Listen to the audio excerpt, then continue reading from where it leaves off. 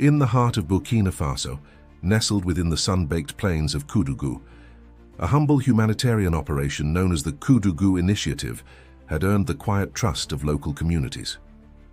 With its well-placed banners, smiling volunteers, and relentless promotion of aid programs, it seemed like a beacon of hope in a region weighed down by years of political instability and insurgent threats.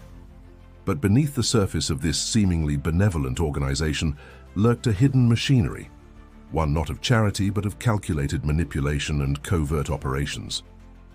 The signs were faint at first: odd logistical movements, reports of missing aid, and unexplained surges in rebel activity near supply routes. These murmurs, dismissed by many as wartime confusion, began to coalesce into a pattern only a few dared to question. Among them stood a man whose presence had become a symbol of resistance, Captain Ibrahim Traoré. Born in Bobo Dioulasso and forged in the crucible of military service, Traoré was not a leader of words but of resolve. Rising through the ranks in a time of national disillusionment, he had taken the reins of Burkina Faso with a singular mission: to restore its sovereignty, tear down the veils of corruption, and rebuild trust in leadership. To many he was hope, to others a threat. By early 2024, his reforms had started to bear fruit. He had restructured the military, pushed back extremist factions, and reclaimed swaths of territory. But his most daunting enemy was yet to be unmasked, one that did not carry rifles but wore the face of benevolence. Suspicion of the Koudougou Initiative first reached Traoré's desk in the form of a routine logistics report. A field commander noted inconsistencies in shipment logs, quantities of food and medical supplies recorded as delivered but never seen by local clinics.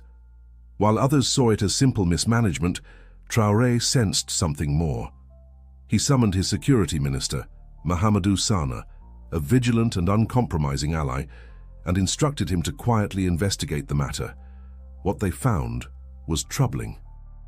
The NGO's paperwork was impeccable, almost too perfect. Staff movements didn't match mission schedules, and some foreign volunteers had vague backgrounds with no official documentation. What truly disturbed Traoré, however, were the satellite images: discreet night convoys leaving the NGO's compound and heading toward territories controlled by armed groups. Determined not to raise alarm prematurely, Traoré initiated a covert inquiry. Small teams were dispatched under the guise of health audits, tasked with surveilling operations from the inside. They confirmed what was already feared: the Koudougou Initiative was operating a parallel network, smuggling, espionage, and supplying insurgents under the cloak of humanitarianism. And then came the names. Leaked internal documents revealed coded communications, including familiar military aliases. One in particular stood out: Captain René David Ouedraogo, a respected officer once seen as a possible successor to Traoré, was named repeatedly in coordination notes.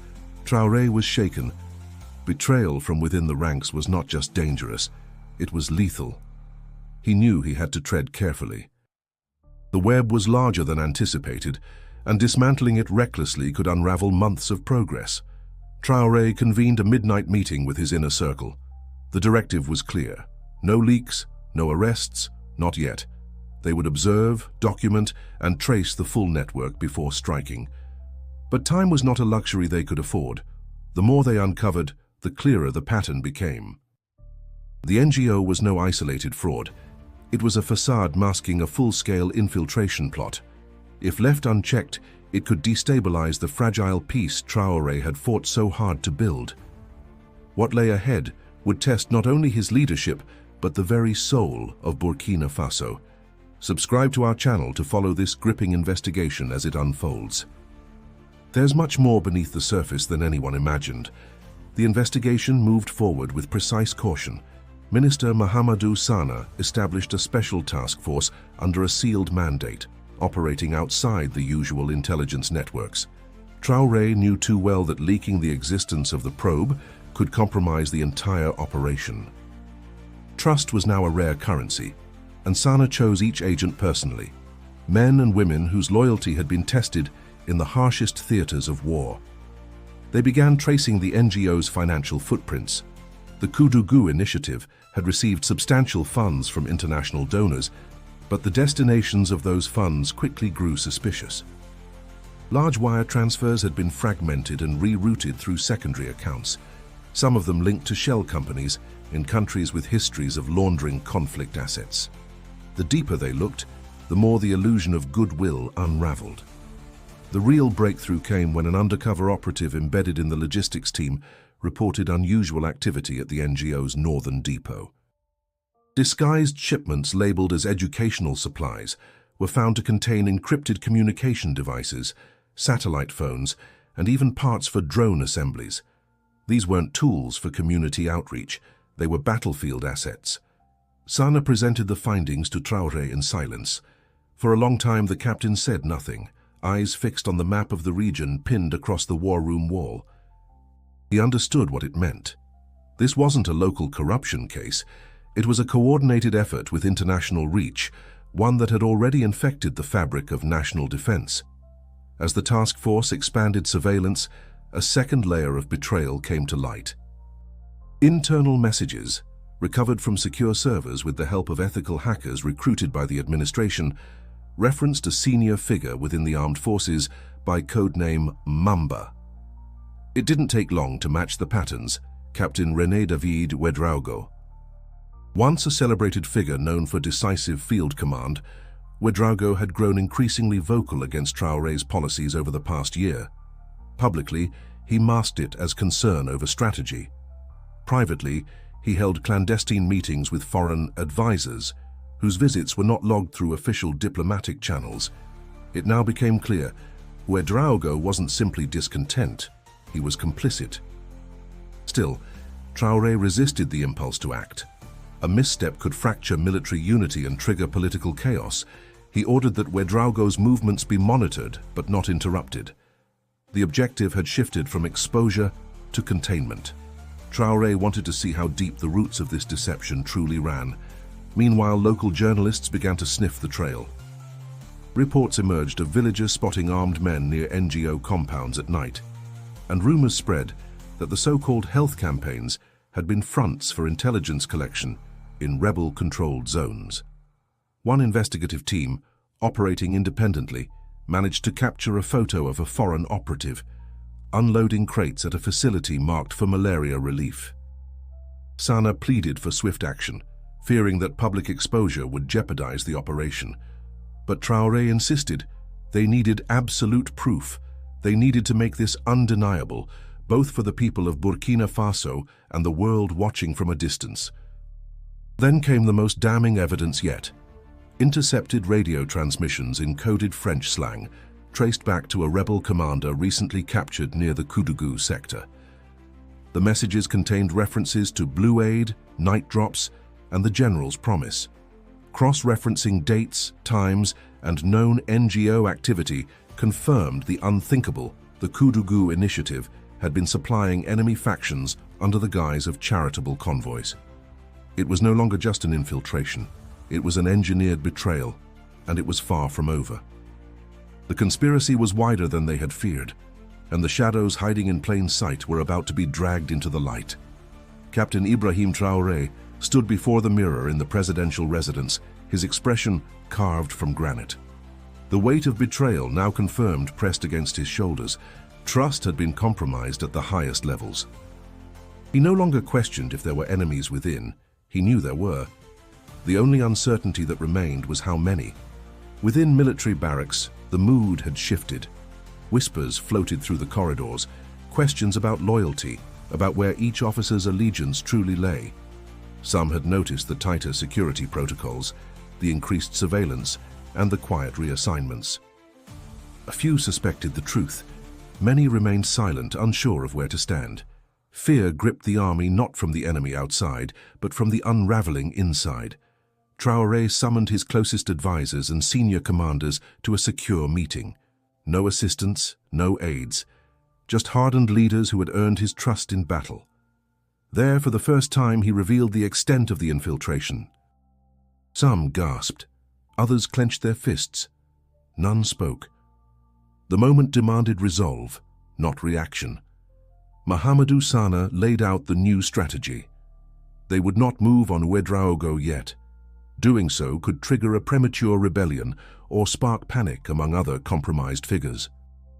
Instead, they would dismantle the structure piece by piece, cutting off funds, exposing front operations, and tracking communications to build an irrefutable case. Every move would be measured, every step backed by undeniable evidence. At the same time, the administration launched a sweeping security overhaul. New loyalty tests were implemented quietly. Deployment rotations were altered to separate units suspected of sympathizing with the insurgents. Trusted commanders were placed at key checkpoints and communication hubs. Slowly, control began to shift back to Traoré's camp. Meanwhile, word of unrest reached the streets. Activists, still unaware of the full scope of the deception, began protesting what they perceived as government interference in charitable work.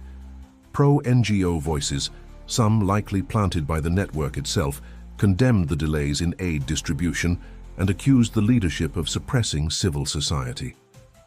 It was a dangerous illusion, the enemy hiding behind innocence, manipulating emotion to protect their covert channels. In response, Traoré made a rare public address. He did not name the Koudougou initiative. He did not expose the evidence, but he delivered a warning with unmistakable clarity. We are under attack not just from outside, but from within. Burkina Faso's enemies do not always wear uniforms. Sometimes they wear smiles and carry aid, but rest assured we will find them. The message stirred the population. Supporters applauded the firm stance. Others, unsure of what to believe, waited for more. But beneath the surface, a silent war escalated. Ouédraogo, growing suspicious of the administration's movements, began taking countermeasures. His inner circle tightened. Communications became encrypted beyond standard military protocols. At times, he stopped attending routine briefings, claiming illness or logistical conflicts. It was the behavior of a man cornered, not yet exposed, but already anticipating the net closing around him. And then came the moment of crisis.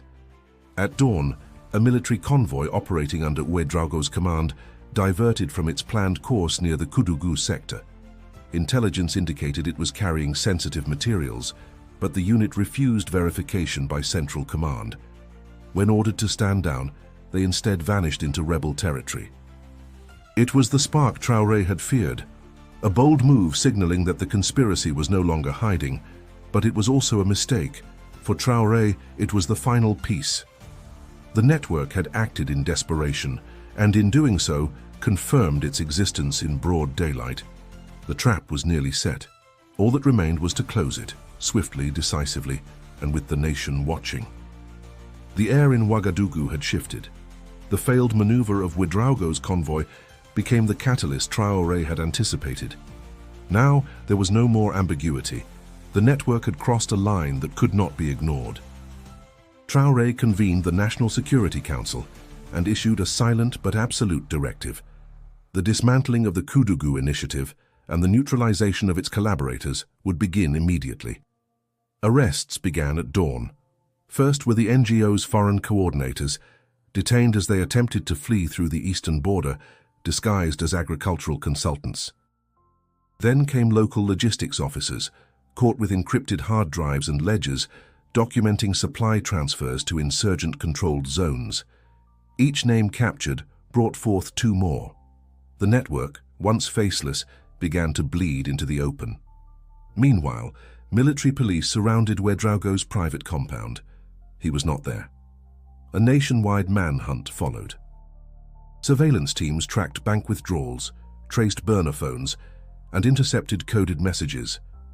Eventually, a tip from a former subordinate led authorities to a remote farmhouse outside Rayo, where Ouédraogo had holed up with 3 loyalists. The standoff was brief. Outnumbered and cornered, he surrendered without resistance, his silence as heavy as his fall from grace. Across Burkina Faso, the public watched events unfold with a mix of relief and rage. In Koudougou itself, residents marched through the streets, demanding accountability. They had been manipulated, used as pawns in a scheme cloaked in compassion. The betrayal cut deep. Traoré, never one for theatrics, addressed the nation again. This time, he named names. He exposed the Koudougou initiative's true nature, unveiling the evidence gathered over months.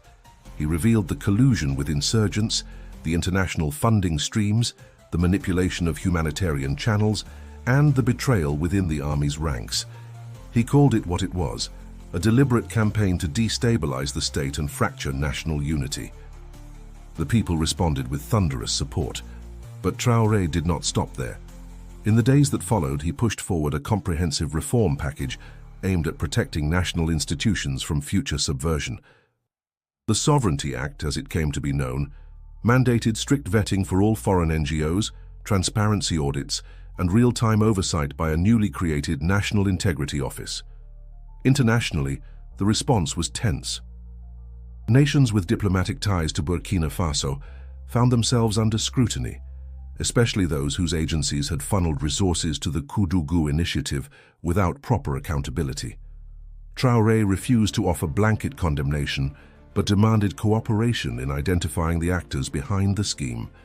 Some foreign governments complied, others issued denials. But the message was clear. Burkina Faso would no longer be a passive recipient of foreign agendas masked as aid. At home, Traoré's stance inspired a resurgence of civic pride. University groups launched awareness campaigns about national sovereignty. Community leaders organized local patrols to monitor aid distributions. For the first time in years, the idea of a unified Burkina Faso felt tangible, not just in speeches but in action.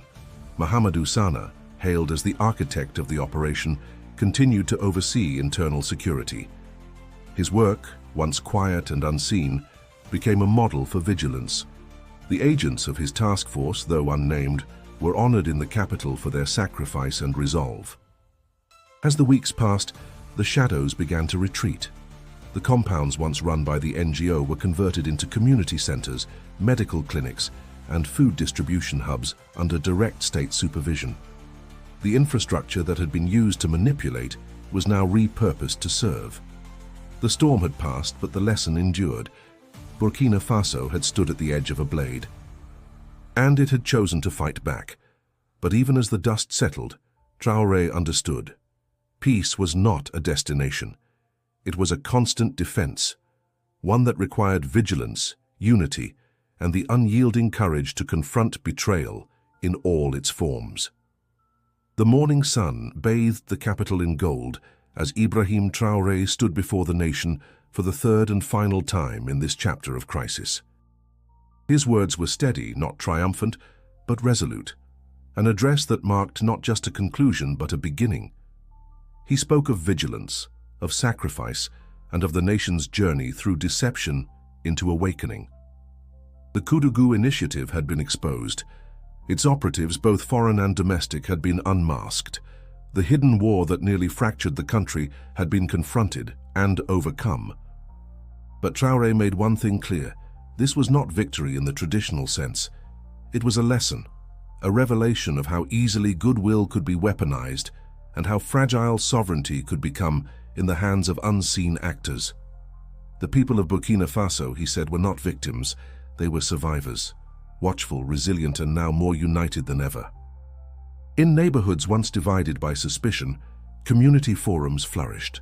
Citizens began attending security briefings, asking questions, demanding transparency. Across the provinces, young people formed local watchdog groups, ensuring that aid entering their towns served its true purpose. The betrayal had awakened something powerful, a collective conscience that refused to sleep again. For Traoré, legacy was never the goal, but now it had begun to take shape, not in statues or slogans, but in renewed faith. Faith in justice, faith in the idea that Burkina Faso could govern itself without interference or deceit. The Sovereignty Act, passed with overwhelming public support, had already begun to reshape the nation's institutions. NGOs continued to operate, but only those willing to work in full daylight under scrutiny and in partnership with the people they claimed to serve. Foreign missions were restructured, diplomatic engagements were recalibrated. Trust had to be earned, not assumed. The former compound of the Koudougou initiative now bore a new name, Centre de Résilience Populaire. Painted in the nation's colors and staffed by local volunteers, it offered food, education, and healthcare, not as charity, but as partnership. The people of Koudougou reclaimed the very space used to exploit them and transformed it into a symbol of empowerment. And what of Captain Ouedraogo? He faced a military tribunal open to the public. The evidence presented left no room for ambiguity. His silence continued through the proceedings, broken only once to express regret. Not for his actions, but for underestimating the will of the people. He was sentenced, but the trial itself became more than judgment. It became closure. As for Ibrahim Traoré, he remained unchanged in demeanor, still disciplined, still focused. But those around him noticed the shift, a deeper calm, a sharpened clarity. He had faced insidious betrayal and emerged not untouched, but unbroken. In his final words of that address, he left a warning not to the enemies of Burkina Faso, but to its people. Never again allow your trust to be sold in exchange for comfort. Never again accept the gift whose purpose you do not know. Our freedom is not guaranteed by borders or weapons, but by vigilance, and that we must protect with our lives. And with that, the screen faded, not into silence, but into momentum. Because stories like this don't end, they evolve. And staying informed is how we continue to resist deception and defend truth. If this story moved you, don't forget to subscribe to our channel. We uncover the hidden layers of real events that shape nations, and you won't want to miss what comes next. Click the video suggested on your screen now to follow another story that exposes power, resistance, and the fight for truth.